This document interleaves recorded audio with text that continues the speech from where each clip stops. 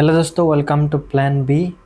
आज हम बात करेंगे कि डिसिप्लिन किस तरीके से लाया जाता है। डिसिप्लिन हमें किस तरीके से अपने लाइफ में लाना चाहिए। देखो, हम लोगों के पास सबसे बड़ा दुश्मन जो है ट्रेडिंग में वो डिसिप्लिन होता है, और तीसरा क्या होता है, फोमो होता है। फोमो। और दूसरा ओवर ट्रेडिंग होता है। ओके, ओवर ट्रेडिंग जो भी हो। तो इन तीन चीज़ों को अगर आप अपने काबू में कर दो तो आप कैसे भी करके आप सक्सेसफुल तो बन ही जाओगे ट्रेडिंग में। जो मुझ में डिसिप्लिन नहीं है, मैं अभी इस वक्त मैं डिसिप्लिन को कोशिश कर रहा हूँ डेवलप करने के लिए कि किस तरीके से किया जाए। अगर मेरा आइडिया आपको अच्छा लगा तो आप कमेंट सेक्शन में बता सकते हैं कि ये अच्छा आइडिया है। तो क्या करना है, आपके प्यारे चीज़ों को देखो। आप एक मैनिफेस्टेशन में आओ कि मुझे इस चीज़ को हासिल करना है। आपको ट्रेडिंग के लिए क्या चाहिए, एक अच्छा लैपटॉप हो। ठीक है, लैपटॉप का प्राइस कम से कम 50,000 हो तो अच्छा से एग्जीक्यूशन हो जाए, अच्छा से आपका मतलब हैंग ना हो, बहुत बढ़िया से चले। या फिर टेबलेट, आईपैड या मैकबुक जो भी हो, आपका ड्रीम गैजेट कुछ है तो उसके लिए दीवाने की तरह काम करो कि हाँ मुझे चाहिए ही चाहिए, और उसके पीछे मैं जो भी मेहनत करना पड़े मैं करूँगा। डिसिप्लिन होना पड़ेगा, फोमो को अवॉइड करना पड़ेगा, ओवर ट्रेडिंग को अवॉइड करना पड़ेगा। इन चीज़ों के ऊपर काम करूँगा। खुद से वादा करो और डिसिप्लिन रहने की कोशिश करो तो हो जाएगा काम। दूसरी बात, अगर क्या कर सकते हो, आपके पास ड्रीम प्लेस भी तो हो सकता है कि मेरे ज़िंदगी में मैं किसी एक ऐसी जगह है जिसमें मैं जाना चाहता हूँ। केदारनाथ हो गया, मनाको हो गया, यूरोप हो गया, इस तरीके से बहुत सारे जगह है जिनमें से आप जाना चाहते हो, आपका ड्रीम। अगर आप पैसे कमाओगे नहीं तो जाओगे कैसे। तो इस वजह से आपको मैनिफेस्टेशन करो कि हाँ मुझे इतना पैसा कमाना है, 10 लाख, 12 लाख, 20 लाख, जैसे भी करके कमाना है, और मुझे इस ड्रीम प्लेसेस में घूमने जाना है। ओके, तो ये कितने खूबसूरत यूरोप का जगह है जो जिन जगहों पे आप जा सकते हैं। तो फिर नेक्स्ट हो गया, अ, आपके पास एक ड्रीम हाउस के बारे में सोचना चाहिए कि मुझे मेरे ज़िंदगी में मरने से पहले एक ऐसा हाउस बनाओ, और कुछ उखाड़ो अपने ज़िंदगी में, कुछ उखाड़ना चाहता हूँ कि मैं ऐसे ही नहीं गरीब जैसा जन्म लिया वैसे ही मरना है, ऐसा नहीं है। मैं अपने ज़िंदगी में कुछ उखाड़ना चाहता हूँ, और ये एक ऐसा प्लेटफॉर्म है जहाँ पे मैं अब साइलेंटली मैं कुछ करूँगा। किसी को कुछ घंटा फ़र्क नहीं पड़ता आप क्या कर रहे हो। तो आप कुछ ऐसे करो कि दुनिया में लोग अ, देखते रह जाए कि वो क्या कैसे कर दिया, वो शौक। आप खुद इतना डेवलप करो खुद को कि दूसरों को आश्चर्यचकित कर दो। ठीक है, तो इतना मोटिवेशन लेके काम करो, मैनिफेस्टेशन लेके काम करो, डिसिप्लिन लेके काम करो कि हो जाए। ओके, हार मत मानना है। तीसरा चीज़ आप क्या देख सकते हो, ड्रीम कार के बारे में सोच सकते हो, है कि नहीं, कि मेरी ज़िंदगी में एक क्या हो सकता है, मैं भी किसी दूसरे लग्जरी ओनर की तरह मैं भी एक किसी दिन एक गाड़ी ओन करूं। ऐसे मिनी कूपर जैसे फैशन कार हो गया जो बहुत ही आकर्षक बनाते हैं दूसरों को कि वाह उसके पास एक मर्सिडीज है, उसके पास मिनी कूपर है। तो एक शौक रखो ज़िंदगी के अंदर कि हाँ मुझे इसके लिए मेहनत करना है। कुछ लोग मेहनत करना ही नहीं चाहते। एक चार्ट में ट्रेड लेते, वेट करो उसके टारगेट तक। जैसे अभी आप शुरुआत में आपको रिस्क रिवॉर्ड आपको पता चल जाएगा कि मुझे ये करना है। लेकिन क्या होता है कि ट्रेडिंग में हम लोग लॉस लेने के लिए रेडी है भाई। हमारा 200 जैसे जैसे आ जाए हम लोग ऑटोमेटिकली एग्जिट हो गया, बहुत बढ़िया। सेम इसी तरह ऑपोजिट हमें क्या करना है, टारगेट की तरफ ज़्यादा फोकस करना है कि हम टारगेट को कैसे भी करके चेंज नहीं करेंगे कि मेरा टारगेट 400 रुपया था, मैं 400 300 के आसपास आ चुका है, शायद यहाँ से रिवर्स हो सकता है, मैं यहाँ से 300 लेके भाग जाऊँ।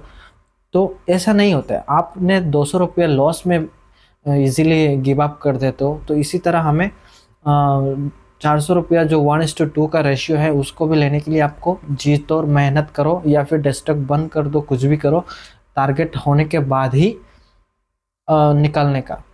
कि या फिर दूसरा कुछ सोचने का। जब तक टारगेट नहीं अचीव नहीं होता तब तक आपको ट्रेड में बने रहना है। एग्जिट कर दोगे तो गया काम से। तो इन चार चीज़ों के ऊपर मैंने बात किया कि आप, और तीसरा पांचवा चीज़ क्या हो सकता है कि आप अपने लाइफ पार्टनर के बारे में सोच सकते हो कि मुझे अपनी ज़िंदगी में मेरे ड्रीम गर्ल जो है या अपनी पसंदीदा लड़की जो है उनके बारे में सोचो कि हैं, हाँ मैं, हम दोनों ज़िंदगी को बेहतर बनाएंगे, बेहतर घर बनाएंगे, गाड़ी बनाएंगे, ड्रीम प्लेसेस में जाएंगे, अपने फेवरेट पार्टनर के साथ जाएंगे।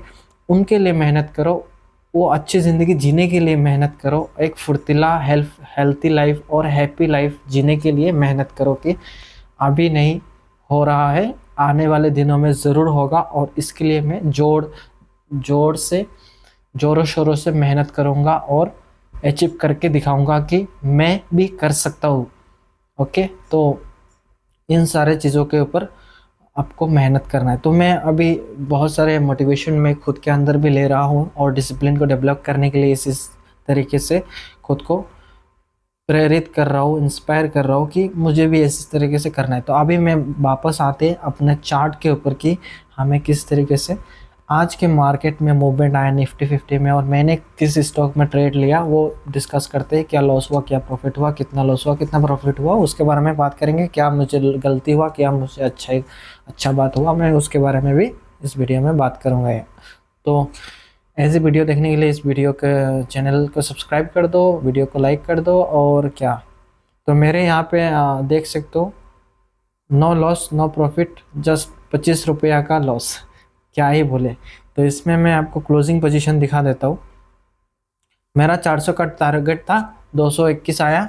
मैं फोमो के चक्कर में या फियर के चक्कर के वजह से कि मार्केट में क्या है, सेलिंग का प्रेशर ज़्यादा है, और सच बात है सेलिंग का प्रेशर ज़्यादा है। और मैं क्या लिया, कॉल साइड का पोजीशन लिया और मुझे एग्ज़िट करना पड़ा। और क्योंकि मैं फोमो क्या बोलते हैं, फियर में आ चुका था। और क्या होता है कि मैं बहुत दिन बाद इस धन में एक्टिव फास्ट ट्रेड लिया हूँ, ऑलमोस्ट 4-5 महीने बाद मैं इसमें ट्रेड लिया हूँ। और मुझे ऐसे लगाना का भी जो सुपर ट्रेडर का सुपर बेटा नाम का एक ऑप्शन आया है ट्रेडिंग में, वो चीज़ यूज़ करने के लिए मैं भूल गया था। तो ऑर्डर लगाने के बाद ऑर्डर एसएल और टारगेट लगाने में थोड़ा दिक्कत हो रहा था। तो मैं सोचा निकल ही जाता हूँ, क्या पता ये जस्ट ट्रायल है, टेस्ट बॉल है, जैसे क्रिकेट में होता है। मैं इसी तरीके से निकल गया। फिर मैं बंधन बैंक में एक ट्रेड लिया, उसमें सेम प्रॉब्लम हुआ।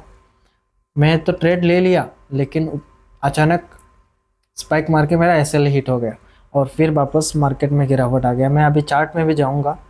तो चार्ट क्या कहते हैं, एक सेकेंड। चार्ट में बंधन बैंक का चार्ट देख सकते हो, यहाँ पे रियल ट्रेड है दोस्तों। यहाँ पे ऐसे ट्रेडिंग में कोई साइन नहीं आता है जब तक ट्रेड नहीं लेते। ट्रेड लेने के बाद इस तरीके से साइन आता है। तो मैं देखो इसका 5 मिनट का चार्ट में आप देख सकते हो, मार्केट यहाँ पे ओपन हुआ, ओपन होकर गिरावट होकर क्या होगा, ट्रेंड लाइन का नीचे क्लोजिंग दिया, लेकिन यहाँ पे बहुत साइडवेज चल रहा था। तो मुझे लगा गिर सकता है, लेकिन गिरा नहीं, डायरेक्टली एक स्पाइक दिया और मेरा एसएल यहाँ पे था, गया काम से। फिर मैंने यहाँ पे दूसरा एक बाइंग का ऑर्डर ले लिया दोस्तों। मुझे लगा बहुत बुरा बुलिश कैंडल हुआ, तो इस एरिया को भी इस टाइम पे क्या हो रहा था, ब्रेक कर रहा था। देख सकते हो यहाँ पे ब्रेक कर रहा था। तो मैं एक चीज़ आपको बता दूँ, ऐसा अगर ट्रेंड लाइन या सपोर्ट आ रहा है और सपोर्ट का ऊपर जाके कोई एक कैंडल क्लोजिंग नहीं देता, तब तक हमें क्या करना है, ट्रेड नहीं लेना है। ये फॉर्मो में आके मैं ट्रेड ले लिया कि इतना बड़ा बुलिश कैंडल तो बना है, धीरे धीरे छोटा छोटा कैंडल बना के मेरा टारगेट दूसरा एक दे सकता है। तो मैं ये गलती किया, जो आपको भी इस चीज़ों से सीखना चाहिए कि ट्रेंड लाइन के ऊपर या किसी रेजिस्टेंस के ऊपर जब तक क्लोजिंग नहीं देता दूसरा कैंडल, तब तक हमें ट्रेड नहीं लेना है। तो उसके बाद मार्केट पूरी तरीके से 1 बाय 1 कैंडल गिरता रहा। तो मैं तब तक एग्जिट करके, मैं ऑलरेडी दिन में क्या, मैं रूल बनाया कि दिन में एक ही ट्रेड लूँगा, प्रॉफिट या लॉस लेके चुप जाऊंगा। तो वो टेस्ट बॉल था, मैं इग्नोर कर दिया। आज के लिए मैं खुद को माफ़ कर दूंगा, लेकिन काल मैं खुद को माफ़ नहीं करूंगा। काल कैसे भी करके मैं डिसिप्लिन को फॉलो करूंगा, कोई फियर में एंट्री नहीं करूंगा, और उसका पीछे का लॉजिक क्या है उसके वजह से मैं इसका तहकीकात करूँगा दिल से और मैं इसमें ट्रेड करूँगा। उसके बाद मेरे पास क्या है, कहाँ गया,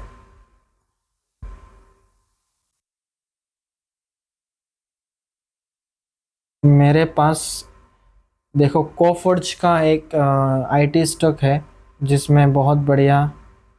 अच्छा अच्छा चार्ट आजा, इसमें बात करते हैं। देखो यहाँ पे मैं 15 मिनट टाइम फ्रेम में तक वेट किया, ट्रेड मुझे मिला दोस्तों। कहाँ पे मिला, बाइंग साइड का ही ट्रेड मिला मुझे। सेलिंग साइड के बारे में ही मैं कल सोच रहा था।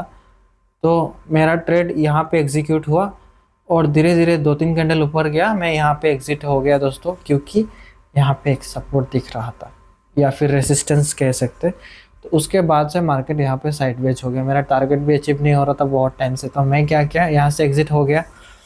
तो ये सारे चीज़ें मेरे साथ हो रहा था। तो मुझे लगता है कल यहाँ से वापस ऐसे बी शेप की तरह जा सकता है या फिर रेड कैंडल ऐसे बनाता है, तो मैं सेलिंग के लिए भी सोच सकता हूँ, क्योंकि ये एक साइडवेज चल रहा है काफ़ी 2-3 दिनों से। तो हो सकता है कि बहुत गैप डाउन आने के बाद वापस रिवर्स भी जाए। तो इसके बारे में मैं कल देखूँगा।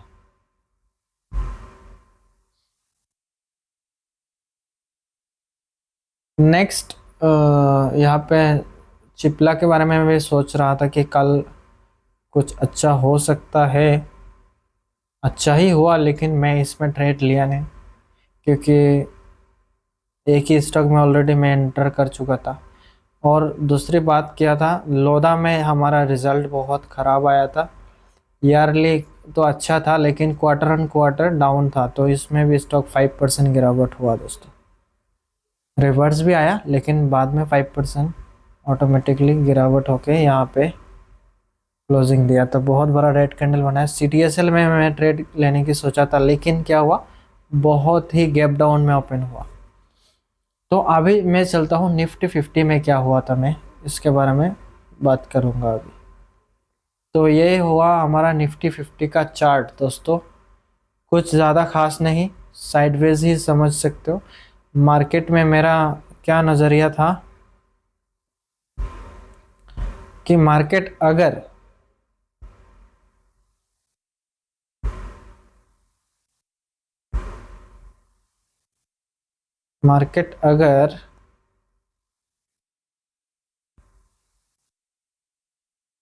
कहाँ ओपन हुआ था, गैप डाउन ही बोल सकते हैं, बहुत ज़्यादा नीचे ओपन हुआ।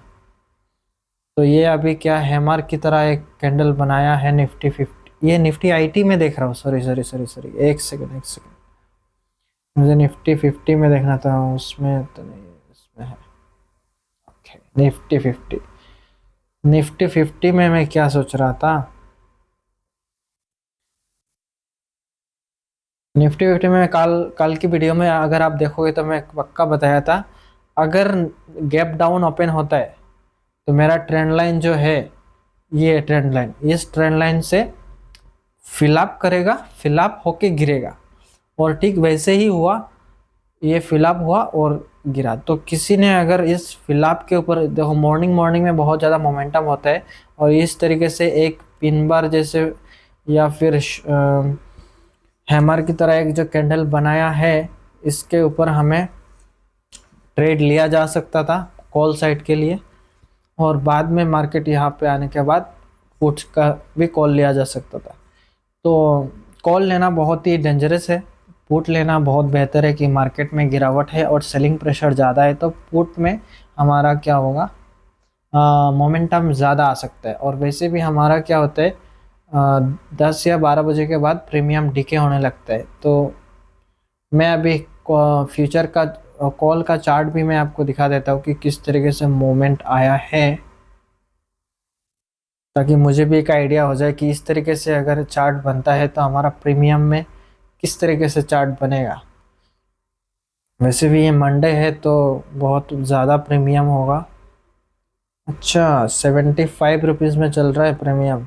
इसका एक्सपायरी कब है, 4 डेज एक्सपायरी है, 31 जुलाई में। तो मैं कॉल साइड का देख लेता हूँ कि मॉर्निंग में कितना मोमेंटम आया, अगर ट्रेड बनता तो कितना बढ़िया बनता। गैप डाउन में ओपन हुआ दोस्तों, 200 रुपया का आसपास में प्रीमियम चल रहा था। तो हमें क्या कितना पॉइंट का मिलता यहाँ पे, इसका हाई ब्रेक होते ही हमने ट्रेड लिया होता और इस हाई तक एग्जीक्यूट कर देता 80% का, 28% का प्रॉफिट होता 63 तो बहुत बढ़िया ट्रेड बनता। और वैसे भी हमें यहाँ पे दिख रहा था कि हमें क्या दिख रहा था, यहाँ पे एक सपोर्ट है या रेसिस्टेंस कह सकते हैं, सब रेसिस्टेंस का काम करेगा। तो हमें तुरंत यहाँ पे सेलिंग के भी सोच सकते थे। सेलिंग में अगर फ्यूचर पुट का देखे तो पुट में क्या हो रहा था, पुट में अभी मैं जाऊंगा पुट में जाके देखूंगा कि किस तरीके से सिनेरियो बन रहा था। कॉल में भी मॉर्निंग मोमेंटम में लोगों ने अच्छा पैसा कमाया होगा आज, लेकिन गैप डाउन है, गैप फिल करने आएगा तो उस गैप फिल का लोगों ने फ़ायदा ज़रूर उठाया होंगे। लेकिन पुट साइड में देखो दोस्तों, मॉर्निंग में बहुत सारा टाइम वेस्ट किया यहाँ पे, और बाद में जाके जो ऑलमोस्ट 12 बजे के बाद ही जाके मोमेंटम आया, और बहुत अच्छा मोमेंटम आया 12 बजे के बाद। पुट साइड प्रीमियम में देख सकते हो, यहाँ से हाई जो लगाया पूरा पैसा डबल। ओके, तो ये बहुत ही अच्छा रहा आज का दिन मुझे लगता है। लेकिन कल क्या होगा उसके बारे में बात करते हैं। अभी मैं इसको चार्ट को बड़ा कर देता हूँ। ओके, ये रहा हमारा निफ्टी 50 का चार्ट। 1 डे कैंडल में पहले जाना चाहिए हमें, 1 डे के हिसाब से पहले ट्रेंड लाइन ड्रॉ करना है। तो मार्केट में बहुत बड़ी तरीके से गिरावट आ रहा है, लाइन चार्ट में कोई सपोर्ट दिख नहीं रहा है। हमारे लास्ट सपोर्ट कहाँ है लाइन चार्ट में, इसी एरिया में सपोर्ट है दोस्तों। तो मैं इसको, ये एक रेसिस्टेंस की तरह काम करेगा और इसको मैं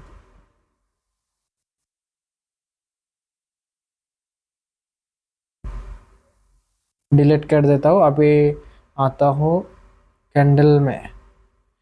ओके, तो मेजर जो सपोर्ट दिखाई दे रहा है कल के लिए हम कहाँ सोचेंगे, ये जो एक सपोर्ट एरिया था वो टूट चुका है, अभी नेक्स्ट सपोर्ट यहाँ पे है। तो हमें क्या करना है, सेल साइड के बारे में ही सोचना चाहिए, ताकि हमें बहुत अच्छा प्रॉफिट हो सकता है। सेल साइड के बारे में ही कल सोचूंगा दोस्तों। अगर अगर गैप आप ओपन होता है तो क्या होगा देख लो दोस्तों। अगर गैप आप ओपन होता है तो इस चार्ट का ऊपर में जाने लगा है तो हम लोग बाय के बारे में ही सोचेंगे। अगर गैप डाउन या गैप अप कुछ भी नहीं होता है और इस जो कैंडल बनाया उस कैंडल का नीचे से क्लोजिंग होता है, एक कैंडल दूसरा कैंडल के ऊपर, हम लोग सेल साइड के बारे में सोच सकते हैं। पूरा इस टारगेट तक ज़रूर गिर सकता है दोस्तों। तो ये हो गया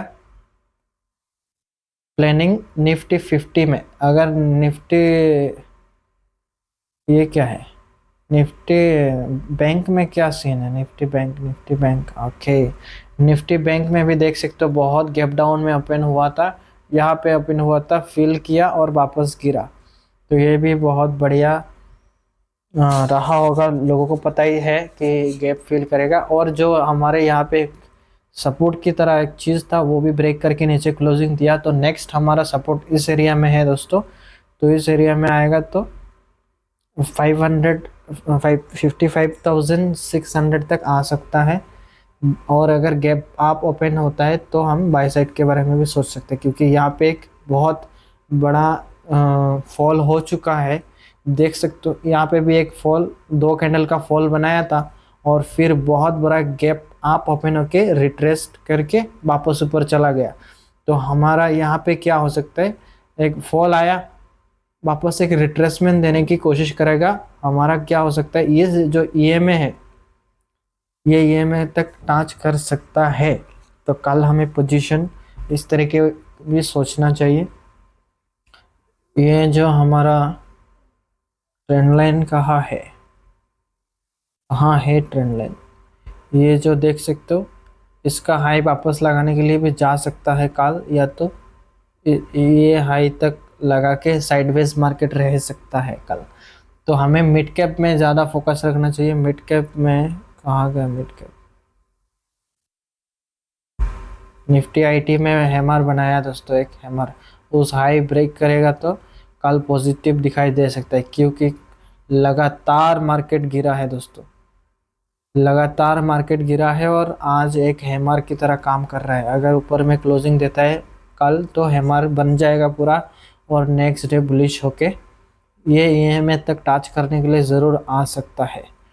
ओके, तो ये निफ्टी आईटी का स्टॉक है। और फिन निफ्टी में भी फॉलिंग आ रहा है, एक बहुत बड़ा लगातार फॉल हो रहा है यहाँ पे, और ये एक सपोर्ट जोन है दिखाई दे रहा है, देख सकते हो। लास्ट टाइम इस तरीके से इधर गिरा और गैप आप ओपन होके बहुत बड़ा बुलिश कैंडल बनाया।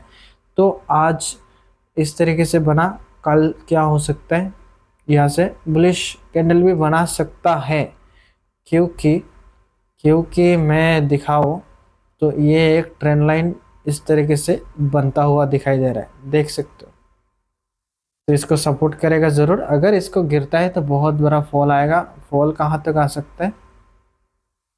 ज़्यादा बड़ा फॉल एक दिन में तो नहीं आएगा, यहाँ तक आ सकता है, क्या पता गैप डाउन होके आ भी सकते हैं। तो मुझे लगता है यहाँ तक तो आ सकता है, या यहाँ तक आना बहुत मुश्किल है, एक दिन में ज़रूर आना मुश्किल है, और क्या पता हो भी सकता है। तो मिलते हैं अगली वीडियो में। इस वीडियो को पसंद आया तो लाइक कर दो, और इसी तरह वीडियो देखने के लिए मेरे चैनल को सब्सक्राइब करके प्लान बी का कम्युनिटी को बड़ा करते हैं और कुछ क्रेजी करते हैं लाइफ में।